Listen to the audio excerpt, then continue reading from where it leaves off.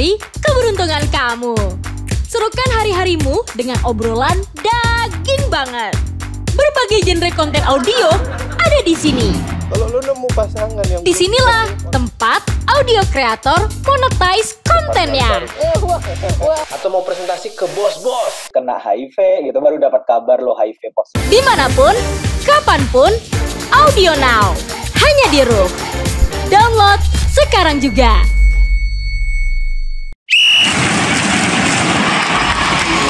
Podcast Bro Olahraga. Bro ngomongin olahraga. Bro olahraga hadir lagi bersama Bro Hilbram dan juga Bro Ramdhani dari Oke Zone Bola. Halo Bro Hilbram. Halo Mas Ramdhani. Kita masih melanjutkan mengenai Bro Olahraga edisi spesial SEA Games Kamboja 2023, di mana hari ini spesial sekali. Mas Ramdhani juga sudah hadir di studio Roof. Kita membahas mengenai pertandingan yang ditunggu-tunggu oleh masyarakat Indonesia. Ini adalah kesempatan besar, sejarah bisa terjadi bagaimana Indonesia masuk ke final sepak bola SEA Games U22 kali ini. Betul. Sebelumnya kita harus kasih hormat dulu, selamat kepada timnas Indonesia yang bisa mengalahkan Vietnam. Kita bahas itu dulu ya, Bro Ramdhani. Apa yang dilihat pada pertandingan kemarin ketika kita akhirnya bisa mengalahkan Vietnam di menit-menit akhir? Betul. Injury time. Kalau kita lihat sih secara permainan kita bisa ngelawan Vietnam Mas ya.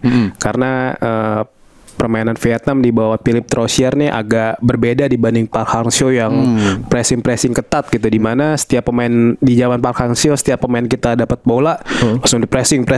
Sedangkan kalau di era Philippe Troussier tuh dia lebih banyak menunggu. Nah, di situlah pemain-pemain kita bisa ngembangin pertandingan gitu, mengembangkan permainan hingga akhirnya bisa menang gitu. Salah satu contohnya itu bisa dilihat di gol ketiga pas Muhammad Taufani. Pas Muhammad Taufani itu setelah ngelewatin satu pemain Vietnam tuh nggak ada pemain yang langsung ngedeket gitu. Waktu itu juga pemain Vietnam sebenarnya udah mau ngambil badannya kan, di momen pertama. Setelah tarik gagal, tapi setelah itu dilepas, nggak ada yang ngedeket. Akhirnya pemain kita setelah Fajar Fatur, setelah Marcelino ngoper ke Taufani, ngoper ke Marcelino, kemudian Marcelino ngoper ke Fajar Fatur, dan akhirnya ke Taufani dan gol. Main Vietnam tuh nggak ada benar-benar pressing ke pemain kita gitu. Dan disitulah perbedaan, kalau menurut saya pribadi, perbedaan di era Philippe Troussier dan Park Hang-seo ya. Maksudnya disitulah, maksudnya selain mental pemain kita juga kebantu dengan ya penurunan performa Vietnam ya di bawah pelatih baru gitu. Oh iya, tapi bicara soal mental, nah ini bermain 10 pemain, kita juga sudah ditekan terus. Banyak roofers ya, teman-teman yang beranggapan kalau masuk ke babak perpanjangan waktu kayaknya kalah nih Indonesia nih, kita nih kayaknya nih, karena udah dalam tekanan dengan 10 pemain. Tapi untung terjadi gol seperti itu. Mas Ramdhani melihat bagaimana? Kalau saya melihat sih peluang kalah itu pasti ada ya, karena kita bermain dengan 10 orang, dan sebelumnya juga Vietnam sebenarnya pernah ngerasain hal yang sama di Piala AFF 2016. Saat itu Vietnam bermain dengan 10 orang di saat sudah memasuki masa perpanjangan waktu ya. Dan mereka jadi sebenarnya ketar-ketir saat itu. Nah, bisa jadi tuh kita mengalami hal yang sama gitu. Tapi untungnya ada gol Muhammad Taufani itu akhirnya mengubah segalanya. Kalau misalnya laga kemarin berlanjut ke 2 kali 15 menit, saya bisa melihat sih pasti ada yang berbeda gitu. Karena ininya ya, strateginya. Dan juga secara fisik pasti pemain terkuras ya, dengan kondisi Indonesia cuma 10 pemain dengan Vietnam dengan pemain full 11 pemain. Pastinya fisik pemain kita jauh lebih terkuras ketimbang pemain mereka gitu. Tapi untungnya sih kita bisa golin Muhammad Taufani di masa injury time. Dan intinya sih ya itu menunjukkan mental kita ada gitu. Iya, itu kalau kita bicara di gol ketiga. Tapi biar bagaimanapun juga kita harus apresiasi di 2 gol lain. Betul. Gol pertama, gol kedua, terutama dari lemparan ke dalam yang cukup jauh. Nah, ini Mas Ramdhani melihat bagaimana? Itu sih salah satu strategi yang bagus ya dari Indra Safri ya. Maksudnya dia memanfaatkan kelebihan dari Pratama Arhan untuk melepaskan lemparan ke dalam dan akhirnya bisa dimanfaatkan Komang Teguh di gol pertama dan gol kedua sempat ditepis kiper dan akhirnya ditendang Marcelino dan sempat membentur Muhammad Ferrari juga ya. Iya. Dan itu sih belok dikit. jadi ngubah arah bola dan akhirnya masuk. Itu sih salah satu kelebihan kita yang akhirnya nggak bisa kita manfaatin di final gitu karena Pratama Arhan kan ya akhirnya setelah terkena kartu merah dia otomatis terkena akumulasi kartu ya. Dan kabarnya sih nggak sejauh ini yang saya terima belum ada pemutihan, maksudnya nggak ada info kalau misalnya Pratama Arhan bakal dapat pemutihan gitu. Jadi sejauh ini sih yang info yang saya dapat dia nggak bakal bisa main di final. Ya, tapi Mas Ramdhani juga bilang tuh kemarin kedalaman skuad kita sebenarnya cukup baik. Betul. Jadi kalaupun Pratama Arhan nggak bisa main, penggantinya kira-kira siapa yang cukup baik juga? Sebenarnya ada 3 opsi ya Mas ya. Pertama ada Haikal Alvaris, fullback kiri PSIS Semarang. Dia main pas lawan Kamboja dan kita menang. Selain Haikal juga ada Dewangga ya. Dewangga selain bisa jadi back tengah, gelandang bertahan juga bisa main sebagai fullback kiri juga. Satu lagi Rio Fahmi. Rio Fahmi yang biasa main fullback kanan, pesaingnya Bagas Kava juga bisa main bisa dimainkan ke situ juga. Tapi kalau saya melihat sih ini kemungkinan Haikal yang bakal dimainkan di posisi fullback kiri gitu. Karena secara defensif Haikal sih lumayan kuat ketimbang Rio Fahmi. Sedangkan Dewangga mungkin emang sudah diplot dia dimainkan di gelandang bertahan sebagai atau bersama Ananda Rehan gitu. Jadi sejauh ini sih yang saya lihat kemungkinan besar Haikal yang bisa menggantikan posisi Pratama Arhan. Oke, setelah kemenangan itu tentunya moral pemain timnas U22 ini naik. Apalagi juga dukungan dari seluruh masyarakat Indonesia, dukungan dari Roofers, dukungan dari Pak Erick Thohir yang hadir di sana langsung juga, dan juga tentunya bagaimana Indra Syafri bisa memberikan motivasi yang kuat kepada pemain ini. Tapi lawannya ini ya, Thailand ini juga disebut-sebut sebagai tim terbaik di SEA Games kali ini. Melihat dari perjalanan Thailand dari awal sampai lolos dari semifinal kemarin masuk ke final, bagaimana nih terlihatnya? Secara performa dia sangat istimewa ya. Di fase grup juga pakai sangat ya istimewanya. Sangat ya? istimewa. Aduh. Dia hampir menang semua kecuali lawan Vietnam. Sebenarnya Vietnam itu tuh tampil mengejutkan di saat lawan Thailand ya. Di saat orang-orang banyak memprediksi Thailand bakal menang, tapi Vietnam asuhan Philip Trosier tuh tiba-tiba malah tampil istimewa banget di laga lawan Thailand sampai akhirnya skor imbang 1-1 gitu. Dan performa bagus Thailand juga dilanjutkan di babak semifinal juga. Akhirnya mereka menang 3-0. Sebenarnya dari Thailand sendiri tuh ada 2 pemain kunci ya. Ada Chanarong selaku kapten tuh sebagai gelandang pengatur serangan, dan striker tuh Terasak ya. Nah, kebetulan 2 pemain ini tuh 2 dari 3 pemain timnas Thailand U22 yang sudah mengecap caps di senior ya. Jadi dari 20 pemain Thailand yang dibawa ke SEA Games sebenarnya cuma ada 3 pemain aja yang pernah ngecap caps di senior.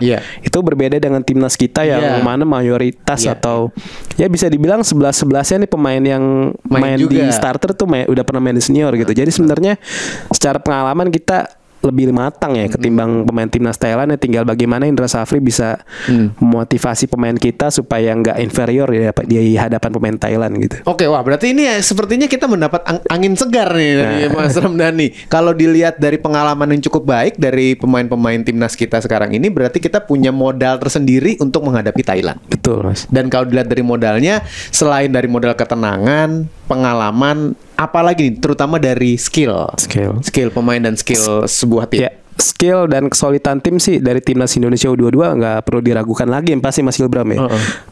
Skill pemain kita ya seperti Marcelino, terus juga ada Ananda Rehan. Ananda Rehan tuh benar-benar pivot ya, dia benar-benar bisa nahan nih gimana ketika tim lawan melakukan serangan, dia bisa jadi orang pertama yang menjegal serangan lawan itu. Nah, gelandang PSM Makassar ini sebagai salah satu kunci sih di pertandingan nanti Mas, selain Marcelino, dan harapan sih Ramadan Sananta nih bisa nunjukin kelasnya, karena sejauh ini walaupun dia ada mencetak 3 gol tapi belum benar-benar bisa nunjukin kalau dia tuh emang layak main di posisi itu gitu. Karena secara koleksi gol pun dia kalah sama Fajar Fatur yang sebenarnya di posisi winger kanan kan. Koleksinya sekarang Ramadan Sananta baru 3 gol, dan harapannya dia bisa main tampil maksimal seperti di PSM Makassar kan. Dia bisa ngebantu PSM juara liga, dan bahkan masuk final AFC Cup di zona Asia Tenggara waktu itu kan, karena berkat bantuan dia juga.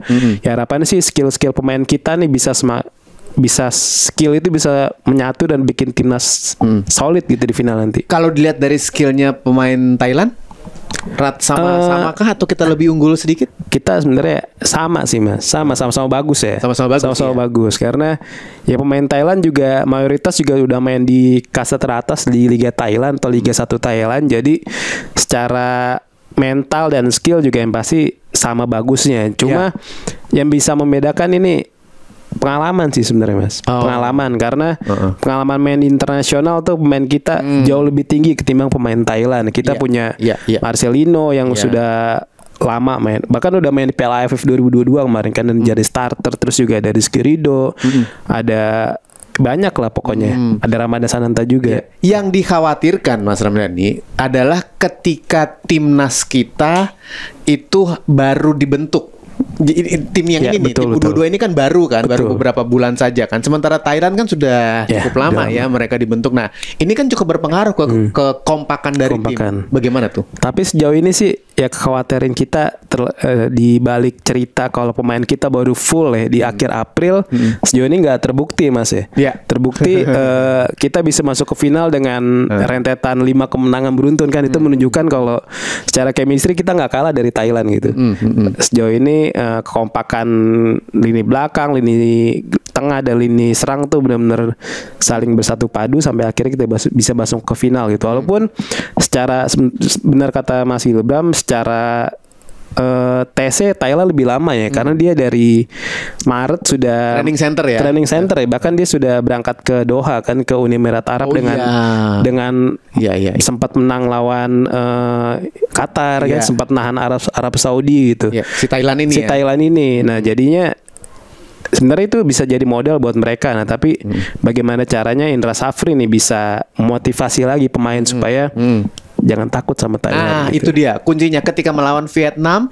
Indra Safri menerapkan permainan tanpa takut. Betul. Dari awal sudah berani menyerang. Betul. Sudah tampil percaya diri dan akhirnya tujuannya kan itu untuk nyolong gol di menit-menit awal ya. Makanya kemarin lumayan tuh. Menit 10. Di menit ke-10, menit-menit awal kita sudah nyolong gol, kaget nih Vietnam. Lalu kita agak sedikit mengubah taktik. Nah, ketika lawan Thailand, apakah itu strategi itu bisa dilakukan atau sangat beresiko?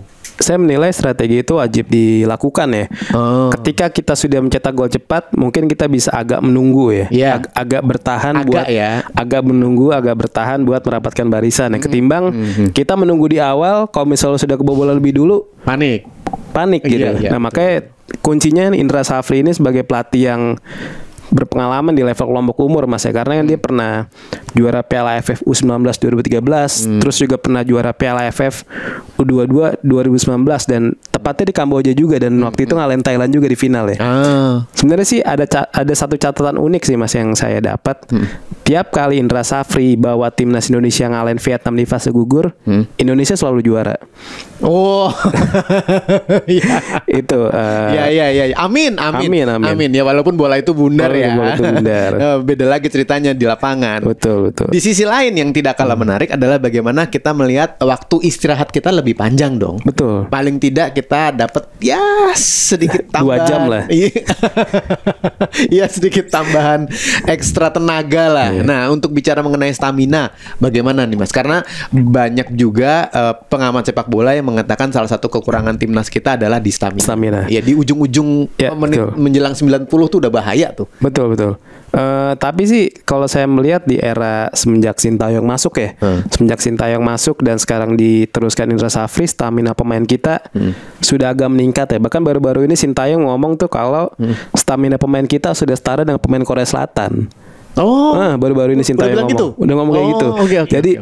Jadi sebenarnya ini udah bisa dijadikan acuan ya kalau stamina pemain kita tuh nggak buruk-buruk banget gitu. Bahkan bisa disebut setara dengan Korea Selatan yang notabene salah satu tim terbaik di Asia gitu. Jadi ya kalau dibilang diminta main pressing 90 menit, insya Allah harusnya kuat.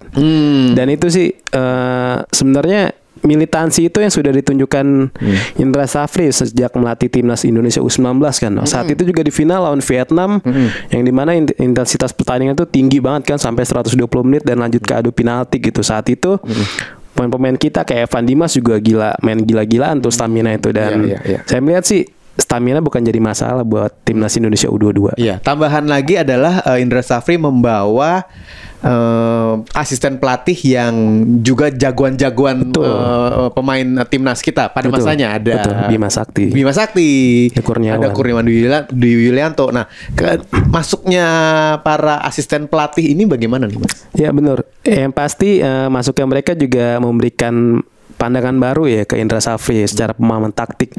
Apalagi kan Kurniawan sempat berguru juga kan dia. Bahkan statusnya sampai sekarang masih sebagai asisten pelatih di Como kan. Salah satu klub Serie B. Jadi secara taktik Kurniawan termasuk bagus. Dia juga pernah ngelatih Sabah FC juga kan di Liga Malaysia. Sedangkan Bima Sakti pernah bawa timnas Indonesia U16 juara Piala AFF U16 kan. Jadi masuknya mereka tuh memberikan warna baru sih buat timnas. Ditambah lagi sebenarnya chemistry antara Indra Safri dan khususnya Kurniawan itu udah terjalin dari SEA Games 2019 kan. Saat itu juga Kurniawan posisinya bertindak sebagai asisten pelatih Indra Safri. Jadi kekompakan atau komunikasi mereka sebenarnya sudah sangat bagus nih. Jadi itu sih salah satu yang menguntungkan timnas kita juga gitu. Tapi yang perlu kita itu tadi bicara nilai plus ya. Sekarang kita bicara kira-kira apa nih yang harus kita waspadai dari permainan Thailand. Nah, Thailand selain dapat membangun serangan yang secara rapi juga serangan balik nih Mas. Nah, pemain-pemain Thailand tuh punya lari cepat gitu ya, seperti Tarasek yang tadi saya sudah bilang gitu. Ada nomor 10 tuh juga larinya kencang juga. Jadi sebenarnya intinya pemain kita jangan sampai hilang konsentrasi gitu. Jangan sampai hilang konsentrasi karena ketika pemain Thailand sudah melepaskan trupas tuh itu tuh nah yang jadi harus kita waspadain gitu karena dua back sentral kita tuh entah itu Rizky Ridho Muhammad Ferrari atau Rizky Ridho Dewangga tuh kalau saya melihat secara kecepatan kurang ya karena emang posisi dia kan back tengah kan. Nunggu ketika ada pemain Thailand yang melepaskan trupas. Nah itu tuh gelandang-gelandang kita tuh seperti Ananda Rehanan atau Dewangga gitu harus cepat memotong, jangan sampai pemain Thailand melepaskan trupas itu. Jadi ngejagainnya benar-benar harus marking zone dan juga langsung man to man zone-nya harus tepat. Harus tepat. Oke. Kalau bicara mengenai pertahanan, kalau kita bicara mengenai pemain tengah kan kunci keberhasilan sebuah tim atau paling tidak mendominasinya sebuah klub itu sepak bola itu adalah ada di tengah. Nah, ini bagaimana nih? Head to head pemain-pemain tengah kita dengan Thailand. Nah, di posisi kita andalan kita pasti Marcelino dalam serangannya. Dia sekarang dalam formasi 4-3-3 Indra Safri itu dia ibarat nomor 10-nya. Jadi dia sebenarnya kita ada dua pemain nomor 10, Marcelino dan Beckham Putra, cuma karena karakter mereka sama akhirnya Beckham dikorbankan. Sejauh ini Beckham lebih banyak dicadangkan ya. Indra Safri lebih percaya Marcelino. Jadi Marcelino bakal head to head dengan Chanarong yang sudah saya sebut tadi. Chanarong tuh bertindak sebagai kapten timnas Thailand juga. Jadi secara pengalaman juga Chanarong nggak kalah, dia sudah mengecap 3 caps atau 2 caps di timnas senior. Jadi persaingan Marcelino dan Chanarong nih, siapa yang tampil lebih cakap ya atau lebih matang, bisa jadi dia bakal nentuin hasil pertandingan gitu. Nah kita bicara formasi ini. Biasanya kan Indra Safri bikin 4-3-3. Tapi ketika sudah unggul dan mau mencoba bertahan bisa jadi 4-2-3-1 ya. Kadang-kadang begitu ya. Maksudnya tuh menaruh 5 pemain di tengah yang siap-siap untuk mundur. Yang duanya bantuin jagain belakang. Ya menurut Mas Ramdhani bagaimana? Ya pasti Indra Safri juga dia ada transisi positif dan negatif ya. Pasti dalam formasi 4-3-3 dalam saat menyerang kan fullback kita tuh masuk kategori aktif ya. Biasa ada Pratama Arhan di kiri dan Bagas Kava di kanan. Itu saat menyerang, ketika bertahan otomatis bahkan winger kita tuh Witan Sulaiman dan siapa sebelah kirinya? Sebelah kirinya ya siapapun yang dipilih nanti. Witan dan Fajar Fatur. Dan Fajar Fatur langganan ya. Langganan dia pasti bantu pertahanan tuh. Formasi kita bisa jadi 5-4-1 bisa 5-4-1 ketika kita gak diserang. Jadi ketika menyerang kita 4-3-3 gitu. Jadi ketika jadi benar-benar Indra Safri tuh mencari pola gimana kita bisa membentuk pertahanan yang benar-benar rapat gitu. Karena kan Fajar Fatur juga dia bisa dimainkan sebagai fullback juga. Jadi ketika diminta bertahan dia nggak kaget gitu. Iya. Insting bertahannya tuh ada. Ada gitu, benar-benar. Kalau formasi dari Thailand seperti apa sih biasanya? Biasa dia pakai 4-3-3. 4-3-3 dan bisa berubah jadi 4-4-2. Jadi dia benar-benar kuat sih si pelatih Thailand tuh Isara Sritaro. Dia cukup pede dengan barisan pertahanan. Betul. Jadi si Isara Sritaro tuh benar-benar kayak taktik sih sebenarnya. Nggak bisa ditebak. Dia bisa mainin beberapa pola formasi nih, sebenarnya bisa ngejebak Indra Safri juga gitu. Termasuk juga dengan kedalaman pemain-pemain Thailand. Betul. Jadi pemain inti dan pemain cadangan juga sama. Karena dia yang sudah saya mention di awal juga dia punya 4 penyerang yang kualitas sama bagusnya gitu. Ada Terasak juga salah satunya. Jadi bahkan 4 pemain ini tuh 4-4-nya udah ngegolin gitu. Dan nggak cuma 1 gol, minimal 2. Sekarang si Terasak aja sudah 4, terus di kedua ada Yot Sakun udah 3 gol. Jadi mereka pemain depan tuh produktif semua gitu. Jadi nah ini nih ketika ada 2 pemain Thailand yang mungkin kendor, nah 2 pemain ini bisa jadi pembeda nih. Oke. Terakhir Mas Ramdhani, ini yang juga menjadi salah satu pembuat timnas kita kuat, tenang dan yakin adalah posisi kiper. Nah, kira-kira bagaimana nih Mas Ramdhani melihat? Saya melihat sih pasti Hernando masih dipercaya Mas ya, karena tapi kiper bagus semua loh. Bagus semua, ada Hernando dan Adi Satriwan, ada 2 nih bawah kan. Tapi Hernando kemarin di lawan Vietnam bahkan menit-menit akhir juga bikin save yang krusial banget kan. Ketika tendangan Vietnam first time tuh ditahan sama dia tepat di garis gawang gitu. Jadi secara oke lah, secara postur Hernando nggak terlalu tinggi, cuma penempatan posisi dan refleks dia tuh masuk kategori bagus ya. Makanya di 2 SEA Games terakhir dia selalu kepilih kan jadi kiper utama, entah itu di era Sintayong atau Indra Safri gitu. Jadi itu nunjukin kalau dia punya kualitas. Dan satu lagi, kalau emang laga berlanjut ke adu penalti ya Hernando udah pasti dipercaya, karena dia emang jadi andalan timnas dan Persebaya untuk nahan para eksekutor penalti gitu. Jadi ya harapannya sih Hernando nih bisa ngentiin kita yang sudah 32 tahun nggak juara SEA Games kan, terakhir juara di tahun 91. Bahkan di era semenjak kan sebenarnya SEA Games dari tahun 77 sampai tahun 99 tuh yang main pemain timnas senior kan. Betul. Baru di tahun 2001 sampai sekarang yang main U23 atau U22. Nah, dari 2001 itu sampai sekarang kita nggak pernah juara. Berarti di level kelompok umur kita nggak pernah juara nih. Dan harapannya ya kita bisa cetak sejarah di SEA Games ini untuk pertama kalinya kita bisa juara cabang olahraga sepak bola putra SEA Games di kategori U22 atau U23 ini. Ini dia momen sama-sama kita berharap menyaksikan sejarah di mana timnas Indonesia bisa menang. Ini pertandingan yang seru, betul-betul disebut-sebut sebagai dream final ya. Betul. Yang ditunggu-tunggu dari 2 kesebelasan yang paling baik hadir di final. Kalau dilihat dari kekuatannya kurang lebih sama, masing-masing punya plus, masing-masing punya minus. Ketenangan juga dibutuhkan di situ dan juga doa dari Roovers supaya timnas kita bisa semakin yakin dan juga tetap bisa mempertahankan performa tim dari sebelum-sebelumnya. Itu yang kita harapkan dan kita sama-sama saksikan sebentar lagi ya. Mas Ramdhani, terima kasih. Siap. Dari Okezone Bola. Kalau mau lihat tulisan-tulisan Mas Ramdhani langsung buka okezone.com tentunya ya. Terima kasih juga. Mudah-mudahan kita bisa menjadi sejarah kemenangan Indonesia dan jangan lupa untuk kirim doa terus. Thank you Roovers. Bye.